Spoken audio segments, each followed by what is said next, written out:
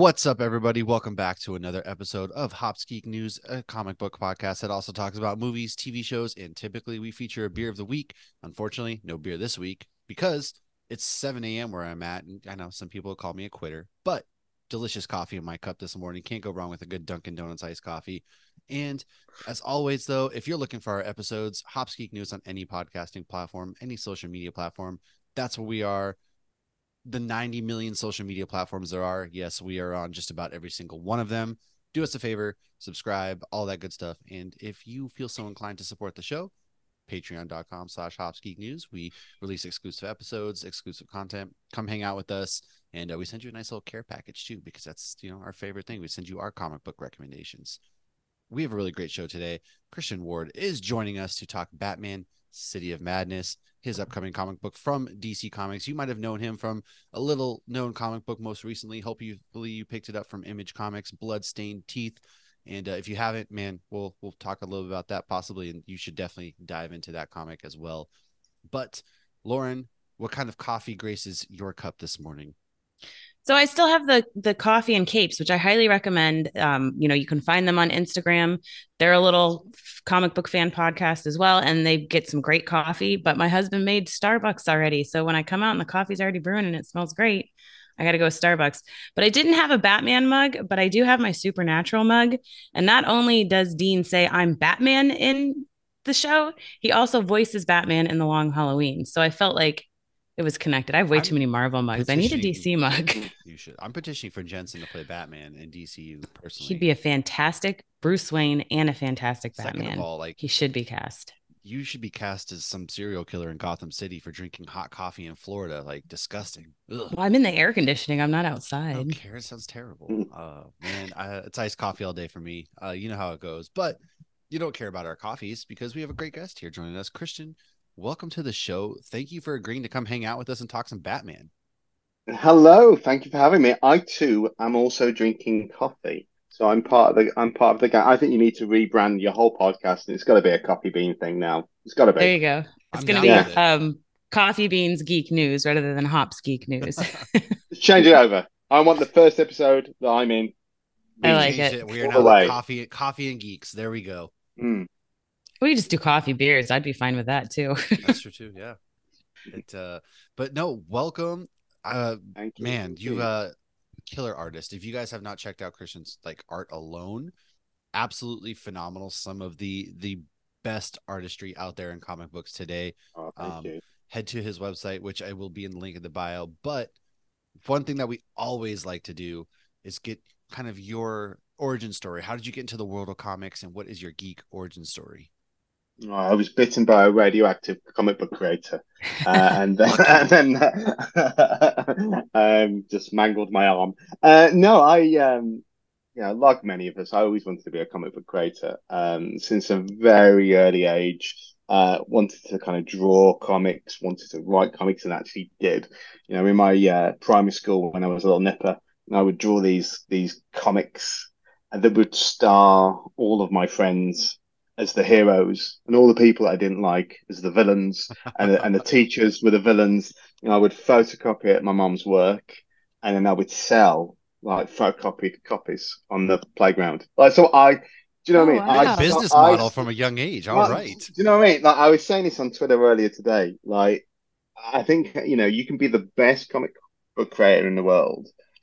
If you don't know how to sell your books or sell you're losing half the battle. So like, I've always come from the point of view of just like, yeah, you've got to be as good at selling the idea as you are making the idea. So that started early. So yeah, but like, I had a love of comics. My dad used to work shifts, so we didn't always see him because sometimes he was working for the night, sleeping for the day. And one thing he would always do to kind of, say I love you and keep connected was he would, on his way home when he'd buy his papers, he would buy a comic book and like leave it on my bedside table. So he'd be in bed, he'd gone to bed. I wouldn't see him for a day or two.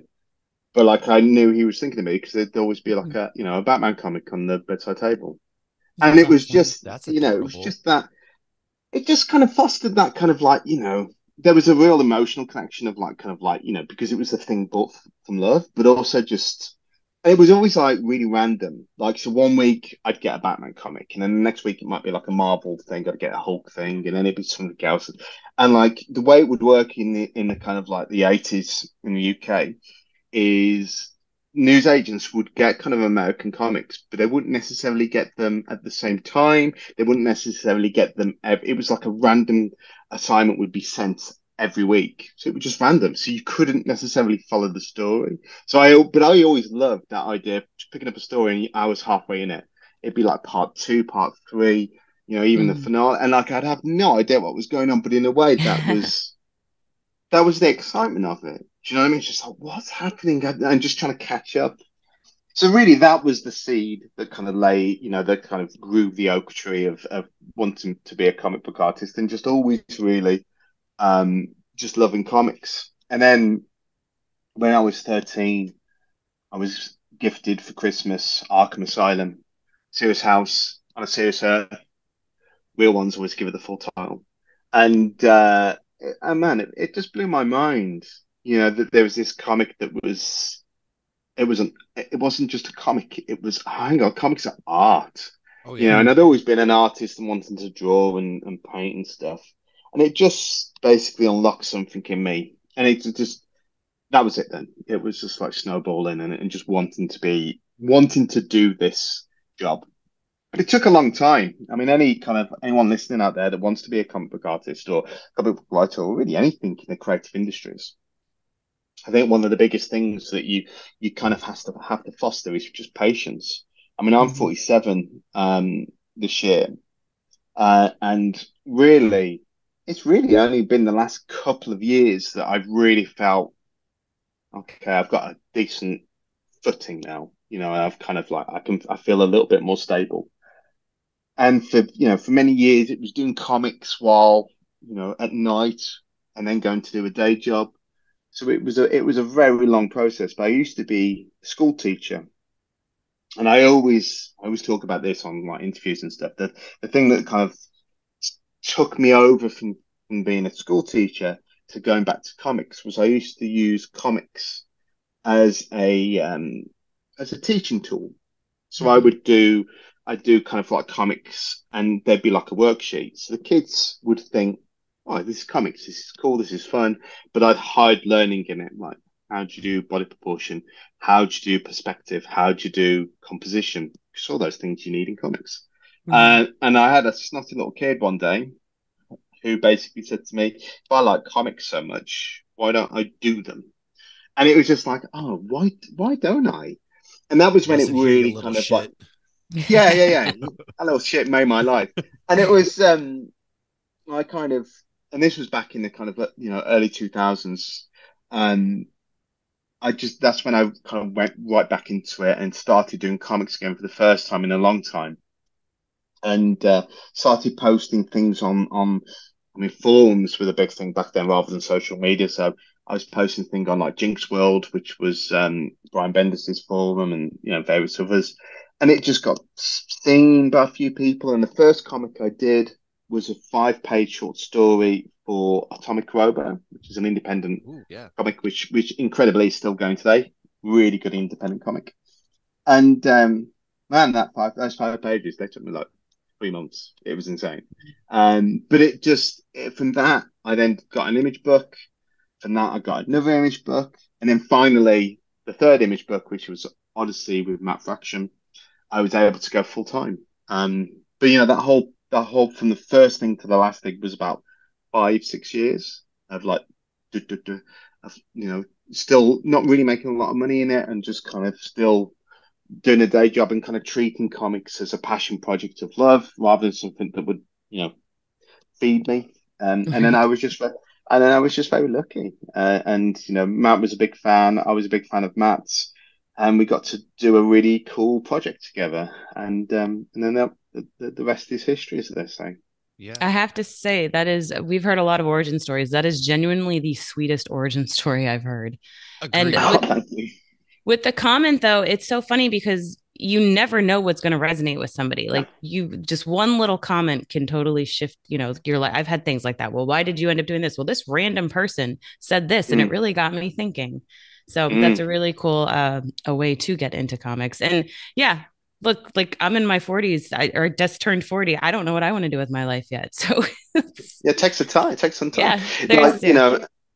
and there's no rush, really. I mean, God, there's so many kind of like great creatives, whether they be writers or, even actors or novelists that don't make it or break it until they're in their late 40s or even 50s sometimes. It's just the idea that you have to do this as a young person. That I think that's setting people up for a failure that's not Mhm. realistic. And the other thing that I think is really important is just having a little bit of life experience, both to sort of like engage, particularly now as I'm writing, to put into my stories, but also just to sort of like I'm very fortunate. I work with some really good editors and great publishers and stuff, and we always get on really really well. And I remember I was working with Cam Berger on Invisible Kingdom with G. Willow Wilson, and I loved working with Karen and the whole team. And yeah, and I remember her saying like kind of towards the end of the project, if I ever wanted to do anything with her, just to let her know that I'd just been this, it'd been great working with me and I was really good to work with. And I think a big part of that is that previous to comics, I've had a whole career, working with people, collaborating with people, having to work with a team, sometimes having to work with people that I don't always agree with, and particularly also as a teacher, having to deal with people and convince people, talk about the pupils here, to do something that they don't want to do. Not even on a daily basis, but on an hourly basis. Having Right. to, how do I convince this person to do this? These are all skills that feed into it. And I think kind of as much as I had a hunger for comics, I mean, I remember sending Vertigo Comics some samples about 15 years ago, but I'm so glad that they didn't go anywhere, that it didn't Mhm. lead to anything, because I wouldn't have been ready. Even and then that's even that's as somebody who's coming up Right. to in Right. his 30s. I just wasn't ready. Right. So I'm There's not a big believer in things happening for a reason, but I think things things happen when it's right to happen. Right. exactly But it. is it There's timing is all yeah. everything. Timing. Everybody's like Yeah, timing is everything. You're like whatever. yeah, And the whole adage like things happen for a reason, but It'll happen when it happens. it does. It's yeah, almost like that weird light switch that goes off in your head, and you're like, wow, I had yeah, to go through, a hero's journey almost of sorts. Like you had to yeah, fail and you have to go through these 100%. journeys to finally get to these points where you're like, dang, I made it. So for you, at what point did it feel like, all right, now I have made it. I'm ready. I've gone through the trials, the tribulations, and here I am. I'm fully ready to take this on full time. I think the adage of saying I made it is very dangerous. Oh yeah. You I, fall down right I away. Yeah, 100%. I don't think I it's hard. Like there's elements of like, okay, I'm here now. But the comic industry, like any creative industry, is so tenuous and so intangible that any footing I feel under my foot now could be gone in 6 months. It could Mhm. be. So I think it's really important to keep your feet on the ground where it is solid and just be like, okay, this is me now. How do I stay in this position now? How do I get to this position that I can see above me? What do I need to do to kind of like, because I think you have to keep trying to push your art upwards, to push Mhm. your creativity upwards. And even if those steps are only like tiny increments, if you're not moving in that direction, trying to move in that direction, then you risk sinking lower and everything falling. That's not to say, that striving makes you immune to the dangers of this industry. It doesn't, but it's just it's gonna. help. So I don't know if I've ever really made it. I mean, this Batman book that we're here to talk about, I mean, that's a dream. You Yeah, know, that's Batman is Yeah. a literally a dream. Yeah. lifelong, it's a lifelong dream. And, you know, I treat this job as a job and I'm very kind of professional about it. And I try not to fanboy. I treat my peers as peers rather than going, oh my God, I'm a big fan of you, even though I am a huge Hmm. fan of some of my peers. But all of that has gone out the window for me for this because I might never get to do this again. So for me, doing this Batman book is literally a dream come true. I mean, I am high-fiving, 14-year-old me. Um, Time to go for it. Hell because because it's amazing to Yeah. sort of yeah. think, I don't know what's going to come next year or the year after, but I know I've got this now, so I'm enjoying this now, and I'm working hard to sort of like sell it. I'm working hard to promote it. I'm not sitting on my laurels, and I'm also working really hard to make it absolutely the best thing I've ever done, which I really believe it is. Um, and then that's all you can do, really. Just keep striving to be better and striving to kind of give your fans and your readers something that's going to excite them and hopefully surprise them every time. And sometimes that takes, you take chances, you take risks, and they don't always pay off. But I think as long as you're trying, then you're going in the right direction. Oh, Now, absolutely. before we get into the comic, I want to talk a little bit about your art because obviously your art just pops. It's absolutely gorgeous. It's one of those like when you're at, a con and you walk by that piece of art and you're like, I need that on my wall. I felt like Mm. every picture I looked of yours, that was it. I got like watercolor feels. It was not your normal comic book art. It was Mhm. gorgeous. So we usually Thank you. always ask, what are your comic book artists that inspired you? But did you have artists that inspired you that were not comic book artists? Oh yeah, yeah. I mean, and again, this kind of goes back to me not being ready before because my comic art. If I could show you comic book art I did as a teenager and as a young adult, and it basically looks like a kind of weird amalgamation of kind of Jim Lee and like Chris Bakula. Bakula, is that how I pronounce his name? Chris, I think so. Yeah. Generation X guy. Okay. Um, and it's all pen and ink, lots of cross hatching, lots of shadows. I mean, it's ink. Do you know what I Mhm. mean? And I'm so far away from that now. But the reason being is because I studied illustration at university. I actually for a long time was trying to make it as a children's picture book illustrator. Um, and so my Oh. work is far more evocative of contemporary illustration than it is of comic book illustration.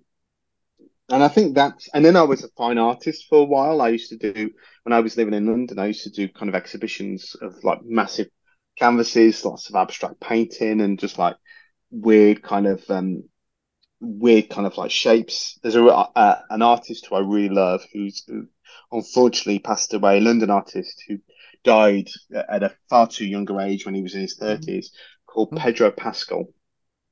Pedro Pascal? That's what's his No, name. I'm he's mixing he's his I name didn't. up. obviously in The Last of Us. What do you mean? He's still kicking. No, I'm No, just no, kidding. no. What's his name? Pedro. I will look it up. But I'm gonna look it up on the phone now.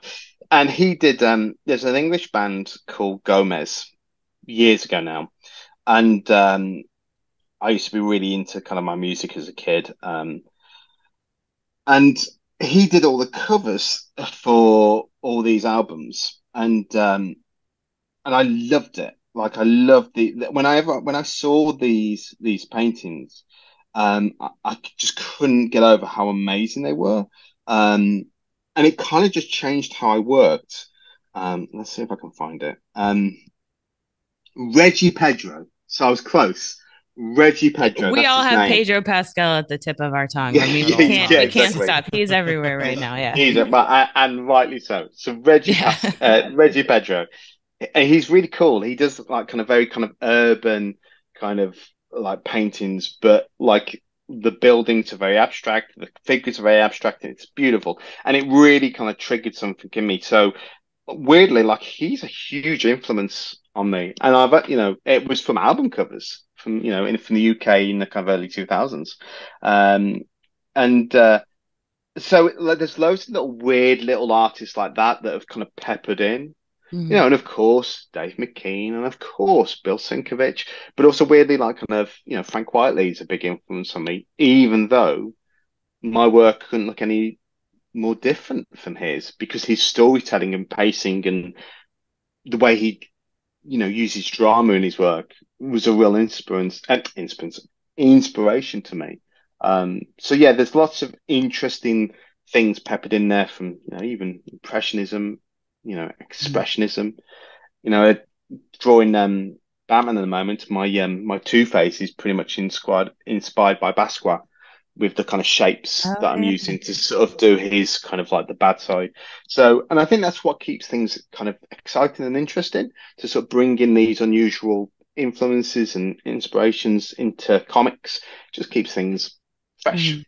Well, and I think with a character such as Batman, who's so well known and so popular, you need that little extra, like what makes this comic stand out. Mhm. So yeah, let's go into Batman City of Madness. So, I Yes. mean, everybody loves Batman. Everybody loves a good Batman story. So tell us a little bit about this one in particular that you So, can tell us. I can. So basically, yeah. I mean, so really, I mean, do you want me to talk a bit about how it became, or do you want the pitch Absolutely. of the Yeah. Yeah, let's see how Give this us the baby's coming origin to of life. this Absolutely. Batman Because you're story. bringing back, one of the most prominent, popular, villains of Gotham. You're bringing back the Court of Owls, which is one of the Oh most yeah, yeah. popular groups, since, Scott Snyder and Greg Capullo Hmm. brought them up in 2012, God, 10 years ago now. And you're bringing them back, Um, baby. So I know this alone has fans just over the moon.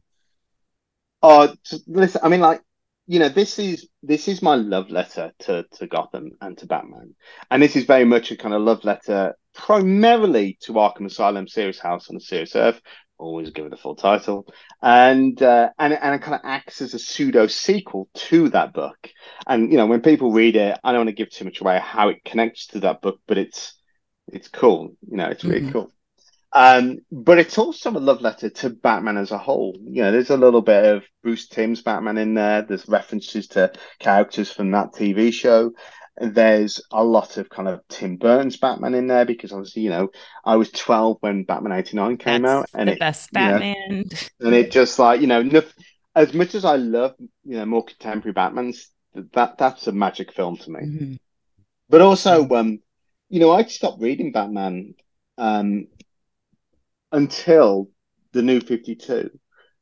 And Same. like a lot of comic book fans, I picked up like a lot of the first issues. I didn't necessarily pick up a lot of the second issues, but the one that stuck and the one that, I pretty much read their entire run, which is really rare for me, primarily because I don't really have the time to read a lot of comics, was Scott and Greg's Batman run. And that first arc of Court of Owls was just it was incredible. And so this book, as much as it's a love letter to Arkham Asylum first, it's also a love letter to their Court of Owls storyline. And the owls, I knew the owls should feature in this because I'd never really seen them in a kind of cosmic horror before, but it kind of felt to me that they were the perfect natural fit for cosmic Mhm. horror. I mean, I'll give you the kind of the elevator pitch of the story, and then I'll tell you a little bit, your listeners, how it came to be. But the idea is buried beneath Gotham is another Gotham, the Gotham below, a city of madness. And this place is a twisted, reflected reality created by an ancient cosmic alien entity that feeds on trauma itself. And for centuries, the gateway to this place has been guarded by the Court of Owls. But now there is a Batman below who has ascended and escaped this realm, coming to Gotham to look for his very own Robin. So Batman has to form an uneasy alliance with the court to stop this Batman below. And it's all going to kick off, and it's all going to go wild and crazy. And um, and so the book kind of happened because I drew this character, Batman Below, who's kind of, for anyone who's not seen it, he's kind of like a Cthulhu-like creature with the bat cowl, the cape, and kind of like claws, but he had this kind of mole of like dribbling tentacles coming out of his face, out of the cowl. Mm. And I always had this story in mind for years, and then about 2 years ago, I did just a piece of fan art and posted it for Halloween. I thought it would be a cool thing to post. I posted this image, and at the time, it like was the most popular thing I'd ever posted, and it just blew up beyond any expectations. And I had people reaching out to me. It amassed me a load of new followers and was retweeted like thousands and thousands of times, liked thousands and thousands of times. I've never seen a reaction like it. And it was all based on like this book that didn't exist. I put the title on the image, and it kind of planted the seed both in me, but unbeknownst to me, it also planted the seed in with DC. Somebody at DC kind of spotted it, and cut to a year or so later, I was working with the Black Label editors, Chris Conroy and Matthew Levine, on Aquaman Andromeda, written by Ram V. And we were all having a great time, and it was really, we were all working really well together. And we came to the end of the book, and Chris Conroy, who's the group editor of Black Label, sort of said to me, "Okay, what's next?" Which was amazing. I mean, that's the best thing you can hear from it because it kind of says you're good to work with. He said, "What's next? What's this Batman idea? And do you actually have a pitch?" And I had, it was there. So I typed it up, and within an hour or two, he had it. Um, and he submitted it to the people that be, and within a week or so, we had a green light, and it was happening. And then from that point, I think in December, I started writing it, and then I've been working on it ever since. And like as I said to you guys, I heard like I spent the last 9 months like just desperate to be able to sort of tell people this was happening. Um, and every now and again, someone would retweet the original image. Like it did that thing that kind of some viral tweets that kind of pop up every now and again. Every time it would pop up, I'd be like, "Oh, you don't know, If you don't only you know." knew. Yeah. But I think that's why I haven't stopped talking about it since it got announced, and I haven't stopped feeling excited about it since it got announced. I love my job. I'm very fortunate to be able to do what I do for a living, and to be able to be at home with my kids and my family, and be doing like a really fun job. And like to be, it's a privilege to be able to entertain people and give people pleasure. That's a huge privilege, and I love that. But working on this, I've never felt such satisfaction and excitement and love for what I do, and it's amazing. And I'm really like just I'm going to make the absolute most of this. I'm going to talk to anyone who will listen. I'm going to shout from the roof that I'm doing this, As you and I'm going to should. shout from the roof that this is the best thing I've ever done. And I have put this is absolutely my dream project. Somebody said to me the other day, "What's next?" Just because that's what you say. And like inside, I was like, "Oh my God, what have I done? Like I've peaked too soon." What's next? What do you mean, what's next? Yeah, This was it. yeah. I I don't was know what like, you're talking "Oh my about. God, I can't afford to retire after this. I need to think of something." So no, I mean it's been an incredible way that this book has kind of sprung into life. I mean, I said to you off air, like I don't really believe in magical thinking. As much as, Grant Morrison, who wrote the original book, they're very much into that idea of magical thinking. For me, I'm far more has always the idea of magical thinking has always taken away the idea of how hard work has got me here and how just persistence has got me here. But I think this has just been very lucky, and just it struck a nerve with people, and I think that's how it's happened. It's basically, I think people have wanted a cosmic horror like this, and people have wanted a Court of Owls, something new with them, and those two things put together. And I think I've just been really lucky that this idea is I'm the first one that's got it, but it would have happened eventually. I've just got there first. So I'm excited.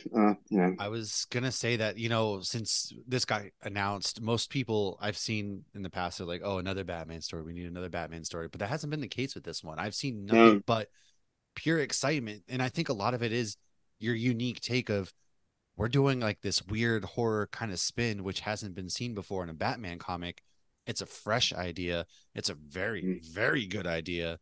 And you have every right to be excited. Like you said, most Mm. people dream of one day getting to write their Batman story or be their Batman. And for you, this isn't just like a quick comic book. No, this is like a 3-part, 48-page issue like comic where Yeah. you just get to pen this love letter, and then also you said it yourself, it's your dream job, and it's a very unique take, and it has people excited. I've been seeing it everywhere on Twitter. Not a day goes by where you don't see just a load of tweets that are just like over the moon excitement, and that's Mm. you. I think you really do have something special coming with this. Oh, thank you, thank you. I mean, I think so. It feels special, and like my editors have been really supportive. And what's great is, because I've been working on this for so long, there's a real grind with comics. You tend to work on something and it's out literally 3 months after you start, and then Mhm. the ball starts. It's like Indiana Jones and the big ball chasing you. Those are your deadlines, and like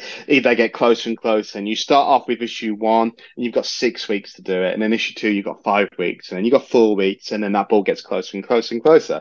And obviously, you have to start cutting corners, and you just get it in. But this, because we've been working on it so far in advance, and we all decided that October, the Halloween Perfect season, time. Yeah. was the right time to release this. I've been able to, but I spent a long time. I got it. It was all written before it was drawn, so I really spent a long time. I wrote issue one, then I wrote issue two, then issue three, and just really making sure it was done. Doing multiple drafts of each issue just to really go, okay, fine tune, fine tune, fine tune, and just get it as good as possible. And likewise with the art. Normally I would average about 5 pages a week. That's like my kind of average. But with this, I've just gone down to kind of 3.5, 4 pages a week, which is quite slow for me. But it's meant that I can put like that extra level of Mhm. craft and just, Hmm. you know, I was describing it to somebody the other day that for people that might know and might be fans of my cover work, this book is very much just like, what if my interior work looked like my cover work? And that's kind of what it is. It's really like lots of high level paintings. And I shared it with lots of, pair friends while I was working on it. And people would think I was sending them a cover, and I was like, oh no, that's a page. Um, yeah, I'm really That's a big thrilled. compliment. Yeah. Yeah, it really is. I don't think now's really time for false modesty, really. But like, I genuinely think this is the best thing I've written, and I genuinely think this is the best art I've ever done. So I'm really excited. I So mean, one of oh, go ahead. I was just gonna say that just the cover alone that I know we talked about before the show. There was two different covers. There's the cover that There you is, yeah, you wanted to go, which has like his face and things, and then there's the other cover. But I mean, both are beautiful. And just looking at the covers, the way you intertwine like the blacks with the purples, and it has this like deep yet vibrant feel to it. Yeah, you can mm, tell just right off the bat that there is every page is going to be an adventure. And then really yeah, hope people take the time to just slowly, because more often than not, people just like blow through, read. No, take the time, like feel the art.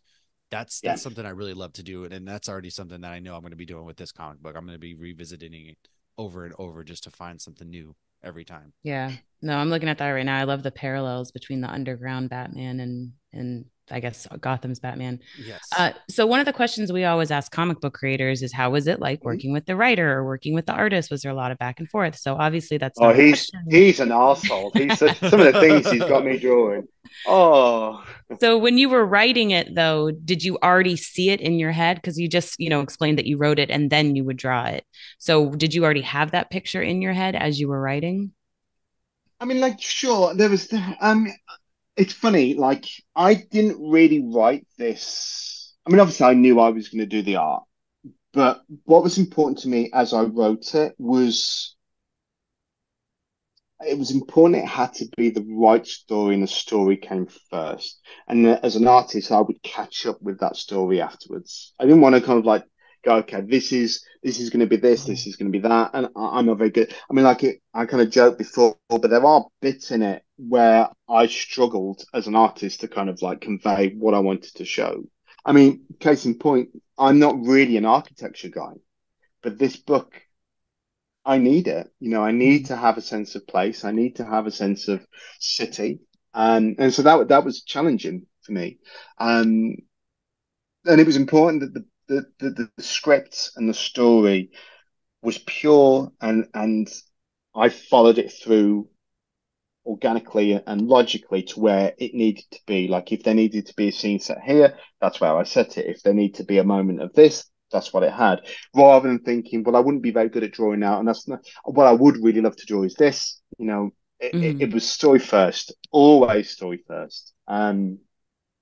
But obviously, as you know, I know, like kind of as I'm writing it, I know it's going to kind of look a little bit like this. It's going to be a little bit like this. It's going to be a little bit dreamy. It's going to be a little bit nightmarish.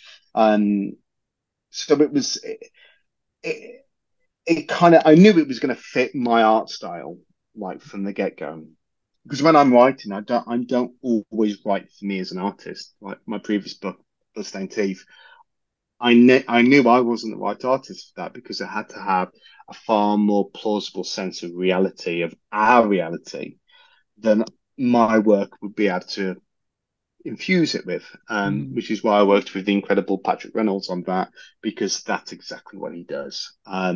So really, it's from the get-go a project that kind of denotes who the artist is. And with this, because of the cosmic horror, because of the kind of otherworldliness, that was that. But then I that was the only kind of thing. I didn't have to sort of like think on a kind of like deeper level, panel to panel to panel. It was just the story at that point. And then my artist's brain shifted over going, okay, how do I draw this? How do I convey this? How do I kind of direct it and sell the scene and sell the drama and sell the Right. spectacle? So is that hard to kind of pull back with, okay, I don't want to sacrifice story for beauty. So I know you just Exactly. mentioned, so yeah, but yeah, I can't wait to read it because No, it's, I I mean, I am. looked at the artwork before we recorded and then I just pulled it up again and I'm just like, oh my goodness. And the Court of Owls, dude, just looks so freaky. It's so simple, They but are freaky. they are really terrifying. I mean, the Court of Owls are scary. Yeah. Um, you know, Yep. and and I think kind of like for me, I'm like kind of like, a Brit who grew up in like the late 70s, early 80s in the UK, and the big thing for us was Doctor Who. Oh, Oh, I I love Doctor that love Who was show Doc. so much. Yeah. Got my Doctor, TARDIS over here. and obviously back then Doctor Who was scary because of the simplicity. I mean, the old kind of Cybermen were just like blank Oh slates, yeah. Mhm. and so there's the part of me that's very much into that kind of like simplicity equals fear. Yeah. And Like yes, Jaws. exactly. So yeah, it's really easy to have a guy in a suit with a blank face be scary. Really easy. Oh Right. yeah. And the monsters in the shadows that you don't always see tend to be, the scariest. Yeah, So exactly. now I know that you had mentioned also like what people have asked you what's next, but there's been a push for Green Lantern I have seen too.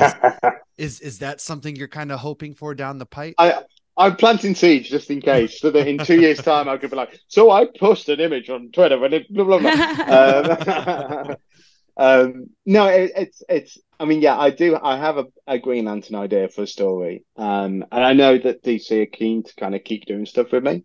There's conversations that we've had, and that's as far as that's gone so far. I mean, obviously they'll be watching to see how well this does. It is a business. It is Oh yeah. Mhm. a symbiotic relationship. If this does really well, this does really well, it kind of opens up the door for me to have a little bit more creative freedom and be like, okay, so there's this, I know they like the idea that Mhm. I've got, but like this, it's a very radical idea. It's very kind of, it would be a Green Lantern that we have not seen before. It would be my Green Lantern, and it would be really effing cool, I think, and something that would be really surprising and exciting. Um, but we'll see. We'll see. We'll see what the It's future holds. Right So on. talking Go and about buy this. Go and buy this is what I'm saying, so that I can do right. that. Just keep that ball Yes. rolling. The final cutoff date to order this at your LCSs, by the way, is September 10th. Make Yeah, sure you do this, and it will release October 10th, right in time that's for right. Halloween.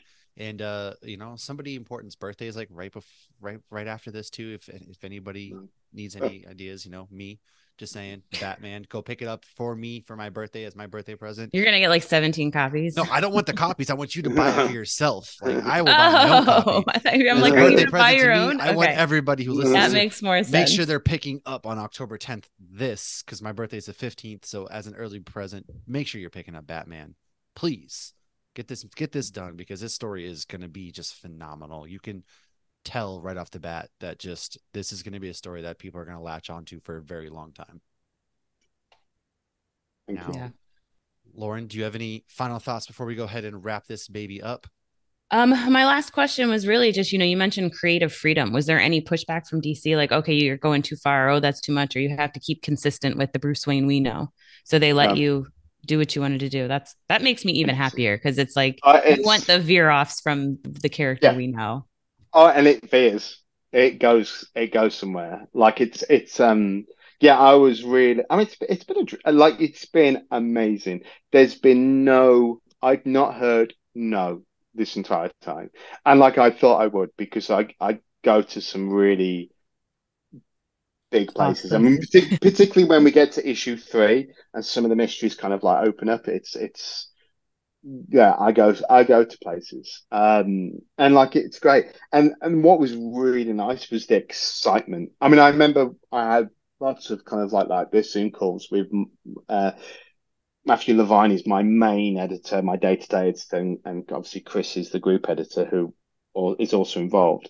But me and Matthew would have kind of like Zoom calls where I would sort of say, and this is what's going to happen in issue 3, and like I'd be getting giddy, and then we're gonna, and he'd be like, "Oh my God, oh!" Yeah, it was.